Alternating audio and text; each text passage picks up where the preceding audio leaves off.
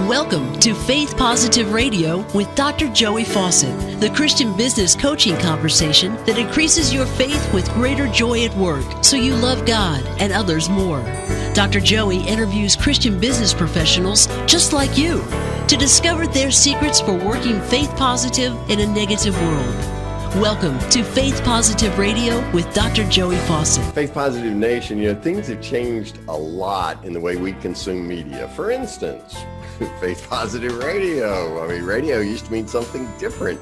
It was not a video and a podcast that you could go online and do things like that before Al Gore invented the internet, right?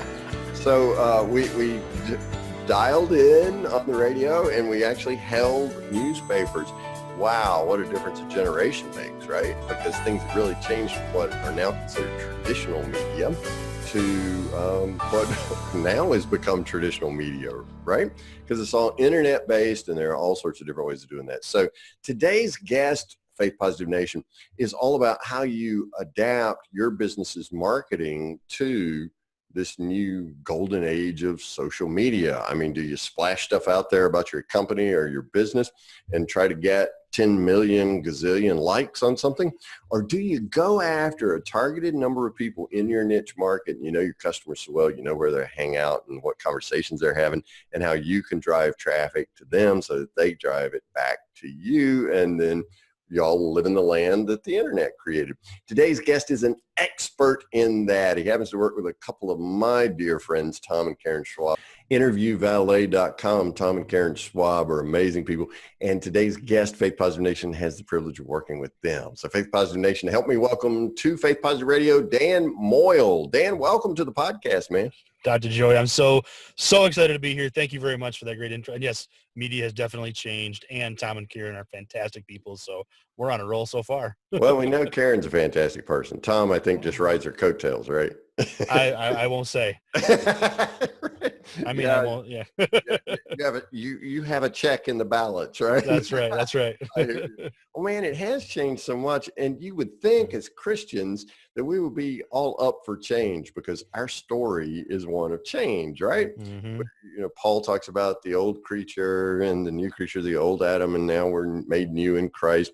You would think we would adapt and transform and move right along with change, but it ain't necessarily so, is it, Dan? We change kicking and screaming, don't we? We do. Yeah. You go to church and you hear, we ain't never done it that way before, right? All the time. Yeah, exactly. So talk a little bit about your work, because you work with people and helping them adapt to change, particularly around media, right? Yeah, we do. In fact, so I not recently, but a while back now, joined Interview Valet, as you said, working with Tom and Karen as their chief marketing officer. But it started because Tom and I have been working together, not at a company together, but just through being friends in this whole inbound marketing space. So for 6 years, I worked at a mortgage company running their marketing department from 0 people when I joined to a team of 8 of us, mostly inbound focus. So bringing people to us through content, through social media, through blog articles, videos, podcasting, whatever we could do that would get people interested and help them. Because it's not just like you said earlier, in the intro, 10 million likes is, that's okay, great. But if it doesn't help anyone and nobody gets to know you, like you, and trust you, it's not going to matter, right? Yeah. So that's what I do. So with Interview Valet, we help our clients get in front of a very specific, deliberate audience, their buyer personas, through podcast interview marketing. Then we help them promote that through social media, teach them how to use their website a little bit better, that kind of thing, and do it all through that whole inbound world. So, yeah. Yeah. So Interview Valet, what you do is people come to you, clients come to you as customers and say, hey, help me promote my business through podcasting, right? Yeah, basically, they come to us. We say that we help inspiring thought leaders. So it can be businesses, entrepreneurs, anyone who's a business owner, maybe a head of marketing, authors, speakers, coaches, business coach, life coach, that kind of thing. We work within basically 3 verticals, business number 1, health, wellness, and nutrition number 2, and then one of our favorites, faith and Christianity. And so, yeah, we try to help folks get that word out and build that brand, bring them back to their website, do whatever they do to build that audience for them. Because for us, the whole idea is podcasting is amazing. Like I love being on Faith Positive Radio, but Dr. Joey, I know how much work you put into this. I don't want to put that much work into it. So I get to be a guest, right? Well, Chuck helps make me look really good. And so does Rebecca. She helps make us look really good too, our graphic designer. So there you go. It takes a team of people for Faith Positive Radio. Yeah. And so for so many of us, if I was an author trying to get my book out and get on the speaker circuit, rather than start my own podcast and have to have a team behind me, we teach folks how to become a guest, a subject matter expert, because as I get to talk to your Faith Positive Nation, they get to see me interact with you, hear me interact with you, and hopefully get to know me, like me, and trust me. Then if they're looking for, help with marketing or want to learn more about what we do, this kind of thing, they'll go look at our website. So. And check it out and discover how they can become a subject matter expert or a thought leader and get on all these other podcasts. And so suddenly they're reaching not just 10 million people, but they might be reaching 1 million people, but there are 1 million people who are in their space and interested in business or health and wellness or faith and Christianity, right? Yeah, absolutely. If I could put you in a room in front of 500 people that wanted to hear from you, or if I put you in front of a stadium of 20,000 that have no idea who you are, where do you want to be?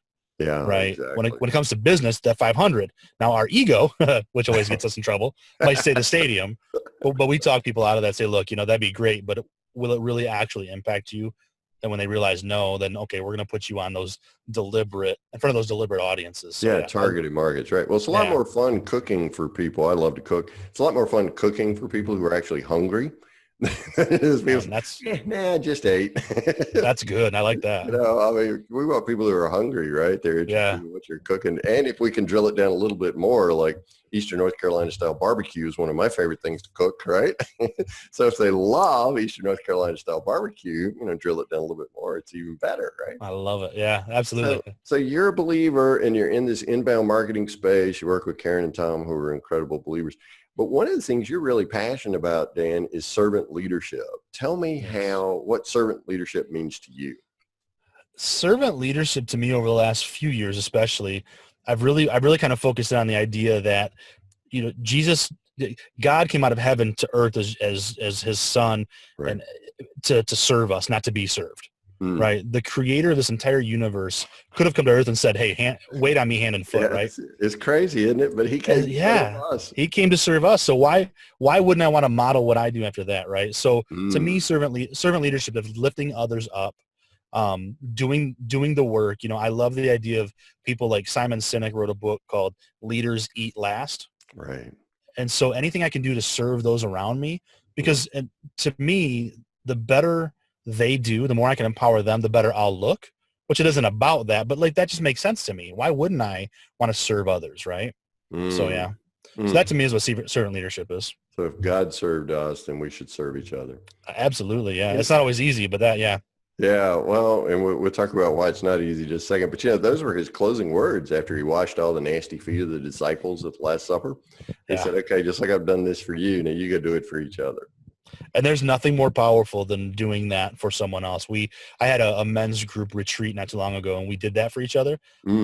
Just unbelievable. So it really showed me how to serve others. And, I try to do that through my work, through my family, through my marriage, wherever I can. And I just think it's such a better way to lead rather than to push people. Right. I like to pull them along and serve them and lift them up rather than to push them down. So. Yeah. Okay. Tell me the difference there, the push and pull. Yeah. I mean, I think it's inspiring rather than yelling and micromanaging, right? I've worked for bosses, managers. I won't call them leaders that did that because to me, a leader is someone who is going to inspire me to go through what I'm going through, right? Whether it's change of a company, change in a marketing campaign, whatever it is, they're going to inspire me and help me and give me the tools to do what I need to do. And so that to me is so much better than just saying, you better be here at 8:05 or I'm going to fire you, or, here's what you have to do. Here's steps 1, 2, 3, 4, 5. I would rather watch someone get it on their own rather than do it the exact way that I used to do it or whatever it is. So it's pulling them along and inspiring them rather than kind of pushing them around. Well, they have their divine design is what we call it. You know, they uniquely gifted out of 7 billion people or more here on the face of the planet. And they also have their calling. So who am I to tell them you got to do it like I do it?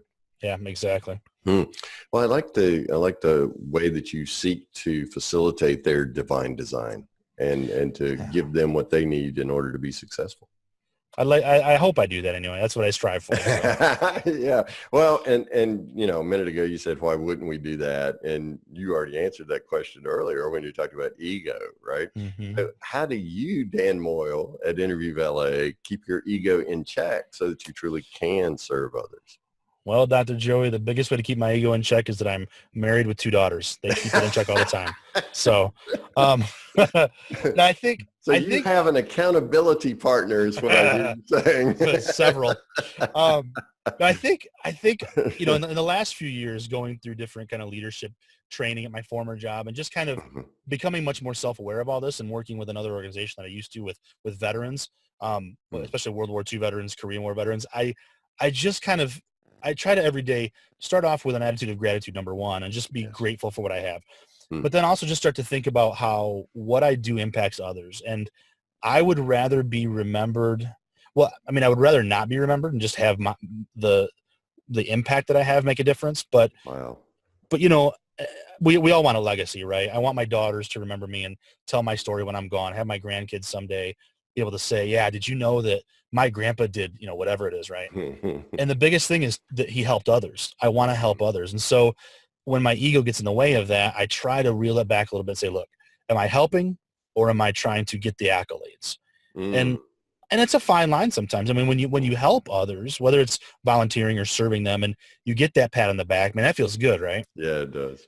And so it's not living for that, but using that to forward what you do and know that, okay, I did that correctly. Now let's do it better next time kind of thing. Okay. So it becomes a collaborative feedback for you to say, okay, that worked with this group of people. So let me do that again. So it's a lubricant to keep your servant leadership moving forward as opposed to stopping and sipping and gulping it, right? Yep, absolutely. Yeah, moving beyond the sip to the gulp, that's when you get in trouble, right? That's right. Yeah, well, that makes a lot of sense. I particularly like the way you talked about how you just assume they not remember you, but they remember the lasting impact of what you did. Yeah, I kind of wrestled with that not too long ago. I read from someone about, I don't want a legacy, I want to leave an impact. And I thought, because I've always talked about kind of leaving a legacy. I want my daughters, I want at my funeral, my daughters to talk about my legacy in a positive way. And when I read this thing about legacy versus impact, I thought, man, that's way better than what I thought. I try and look at other people much smarter than me, right? Yeah. Well, I like that. I did too. That impact suggests a ripple effect that brings positive change and even transformation to a lot of people. And so one person passes on to the next person, passes on to the next person, as opposed to legacy, which sounds a little more genetic maybe and biological. So that impacts are really cool. I'll have to percolate on that. I like that. Because one of my things is, I coach business people all around the world. And so we talk about this legacy piece a lot. And the driving question is, okay, at your funeral, I'm from the South, obviously. So at your funeral, when they're sitting down to lunch afterwards and they're eating fried chicken and potato salad, what are they going to be talking about? You're going to be talking about the Braves game or, the Redskins or somebody like that. Or in your case, being from Michigan, the Detroit Lions, right? There you go. Yeah. They're going to be talking about the Lions game or the Tigers game, or are they going to be talking about the impact that you had? Yeah. It's funny that you mentioned that sit out at your funeral, and I referenced it 2 minutes ago. I'm coming off of a day today where we had actually a funeral for my grandmother, and we talked about how she led her life and how she lived for Christ and her family. And I just thought, man, what a powerful statement to be able to say that at someone's funeral, sit around and talk, tell stories about how she would, sit in the corner and watch us open our gifts because she loved to watch us be happy. And I just thought, man, that's such a cool way to think about that. So yeah, I become a little bit nostalgic and pensive today because of that, but that's a good thing. So yeah, it's beautiful. And kudos to you, just Faith Positive Nation, just to tell you what kind of guy Dan Moyle is in terms of commitment. He's sitting in a minivan. Okay. Yes. Using a Wi-Fi hotspot to record Faith Positive Radio today after being with family and at this funeral service with grandma today. So Hey, thanks so much. Yeah, and what I just heard you saying, Dan, was she took pleasure in your pleasure. So she Mhm. defined her success by other people's success. Yeah. I That's a just think, huge yeah, impact, man. it's a big lesson. Absolutely. Oh, it really is. And the cool thing is you're related to her. So you get to pass that on to your girls who pass it on to their kids, right? Absolutely. Yeah. Let's hope Yeah, so. yeah. So it's legacy and impact at that There you point. go. Okay, so impact is our target. We want to serve others the way that Christ served, right? Yep.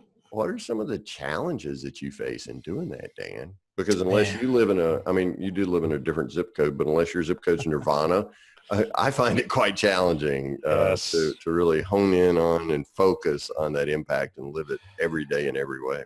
Yeah. Yeah. I think a couple of challenges that come up are, I love some pastor at my church says it this way.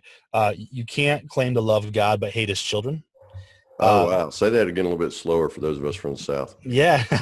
You can't claim to love God and yet hate his children. Yeah, that sounds So like 1 John, right? yeah. Right. Yeah, I mean, it So says you're lying if you do that. absolutely. And people don't make it easy, do we? I say we, cause I'm in that, right? Like, hey, brother, it's me too, man.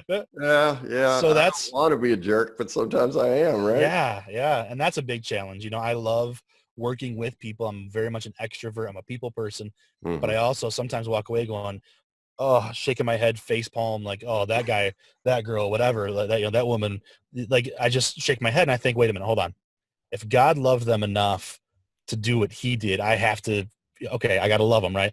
So that's a huge challenge for me. And I think along hand in hand with that is, again, my ego gets in the way. And I think, okay, I'm a writer. I've been a writer all my life. Mm. I think I write pretty well. I do what I do, and I have a skill set and a talent that God gave me that I can put to good use. When I'm questioned about that, which we all get questioned, right?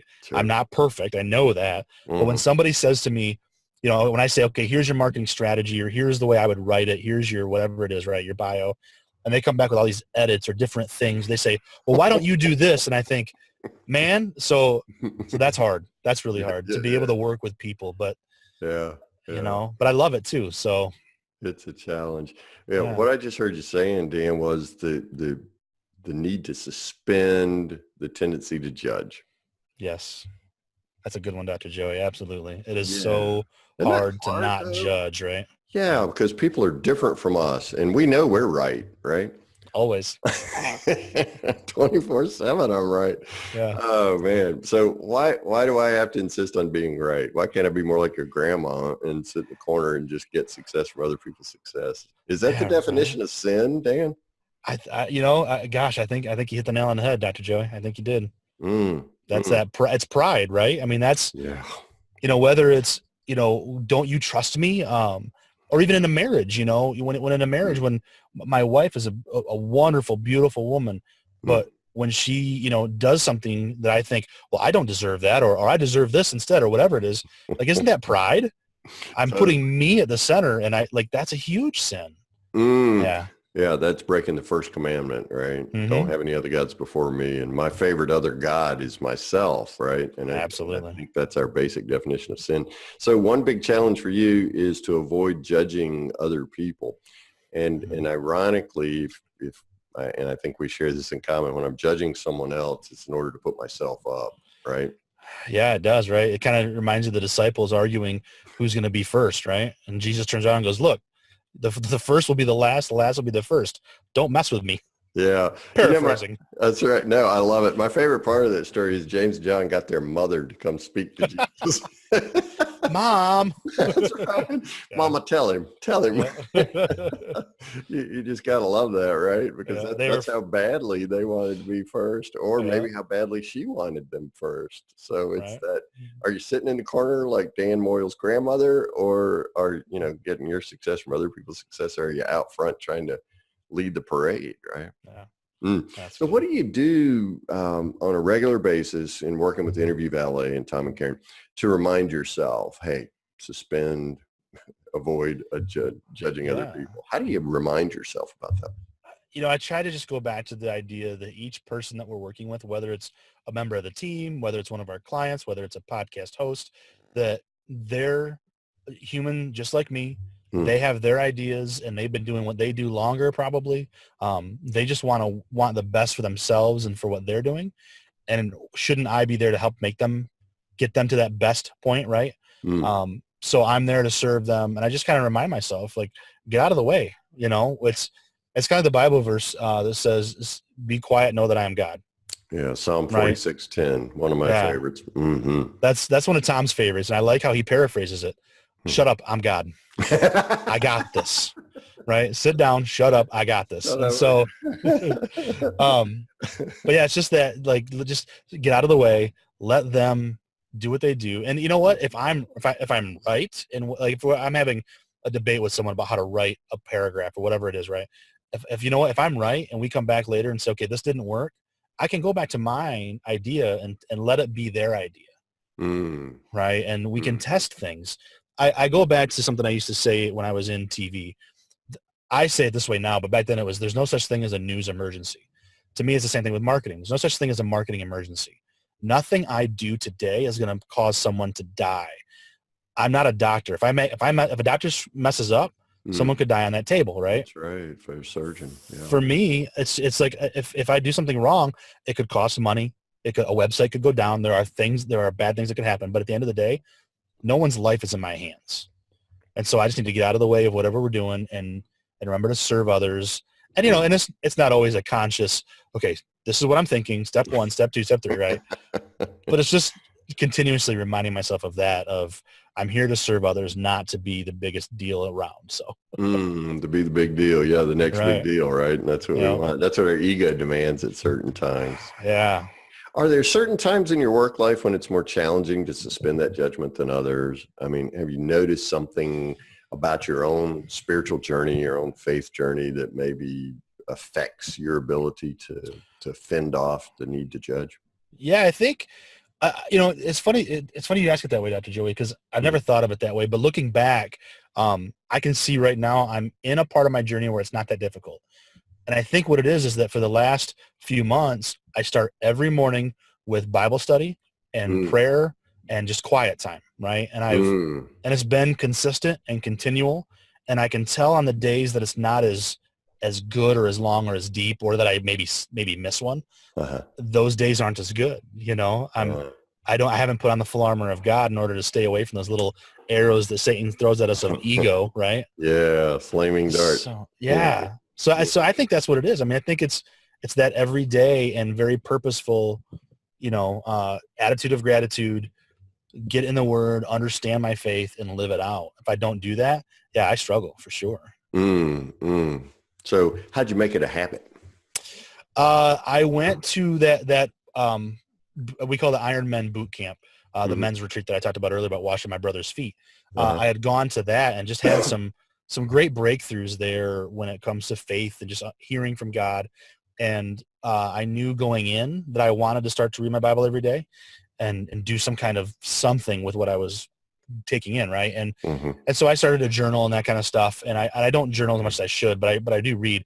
But the habit began there because when I got out of that retreat, that weekend retreat, I had a devotional that I was assigned to start looking at, a Rick Warren devotional for a year. So that's my plan. So I'm at like day 70 or whatever it is. And I've done it every day. And it just became that thing. And then the other thing is I went from, okay, I'm going to read on the couch in the morning when I'm kind of tired and maybe not really taking it in and just kind of rushed, to I'm going to get up half an hour early. I'm going to go into my home office, not the van that we're in. I actually have an office. Mobile office. That's right.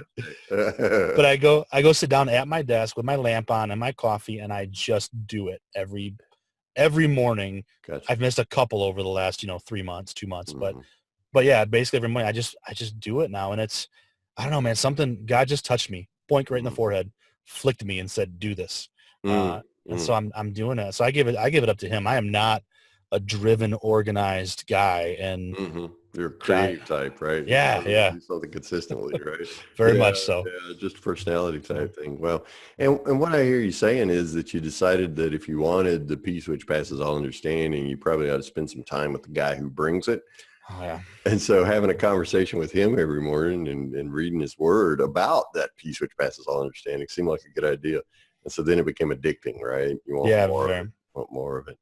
Well, and like I like what you said, Dr. Joey, it's a conversation. I could sit and pray all day long, but I'm just blah, right? Yeah. I'm not listening. And so reading his word and listening for his quiet, still voice, that's what I want. Old Testament God was a flaming bush, right? New Testament God is that quiet, still voice of having the word in your heart. When you hide that word in your heart, he'll speak to you through it. So and the heart of stone gets converted into a heart of flesh, right? So Amen. That's where he lives and chooses to take up residence with us.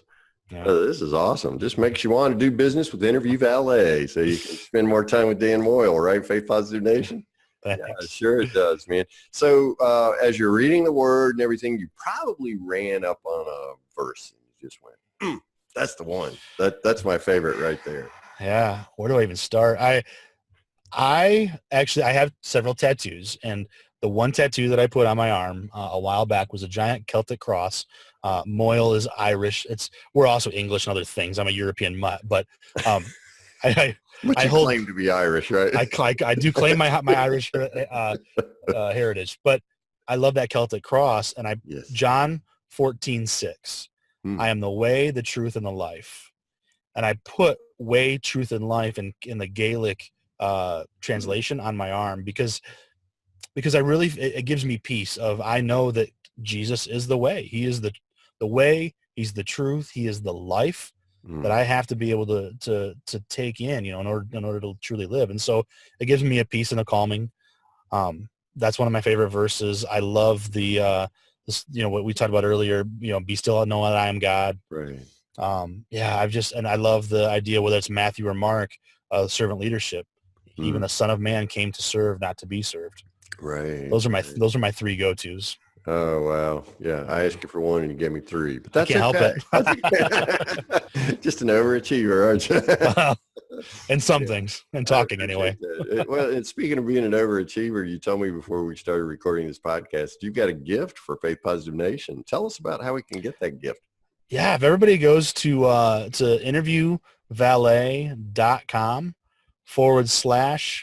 /faith positive, that's where I've got some resources for anybody interested in any kind of marketing that we do. I have a video marketing guide there that talks about how to do great video marketing, because that's a huge thing now. There's a checklist to be a great guest on podcasts. They can download that. I actually wrote a book, How I Went from Journalism into Inbound Marketing. And there's a free chapter there available. They can find the free version of the book. They can buy it on Amazon if they want to. Certainly it's there. But it's the biggest thing for me with that is whether you're a business looking for a marketer or you're a journalist looking to get out, marketing and journalism is a great way to be. It's a great combination. So interviewvalet.com /faith positive. Faith Positive Nation, we always put that in our episode copy. So you've got interviewvalet.com /faith positive right there for you. You can just click on it in the episode copy. So if you're on a treadmill or you're driving down the road, please be careful. And we got your back, as we always do. Dan Moyle, how can Faith Positive Nation get in touch with you? Because I'm sure somebody's going to want to interview you offline to find out more about all this exciting stuff and how servant leadership fits in with inbound marketing. Yeah, thanks, Dr. Joey. Yeah, it's that same page, interviewvalet.com /faith positive has my social media on there. Okay. Cool. If you just Google Dan Moyle, you'll find my social media. I'm out there. I'd love to talk to folks and just connect. I love connecting. Okay, and Dan at interviewvalet.com is a good email address to use. Yes, sir. Awesome. Man, well, thanks so much, especially for taking time out away from your family. I know it's a tough time when you're watching this in January, Faith Positive Nation, but we're recording this at Christmas. So Dan's grandmother has passed around the Christmas holidays. So, man, I want you to know that my prayers are certainly with you guys, that you'll be able to celebrate and remember all those wonderful Christmases past when she sat in the corner and watched you guys opening presents. So thanks so much for the gift of your time and for camping out in the minivan to talk to us. Thank you, brother. I appreciate it very much. And God bless everybody during this season. God bless you, man. Thanks for listening to Faith Positive Radio, the Christian business coaching conversation that increases your faith with greater joy at work so you love God and others more. Suggest guests and ask questions when you email Dr. Joey at info@getpositive.today. And be sure to get your free gift of the 5 positive business conversations to have today coaching program at getpositive.today. Until next time, may God bless you with everything your heart can hope for and more than your mind can imagine.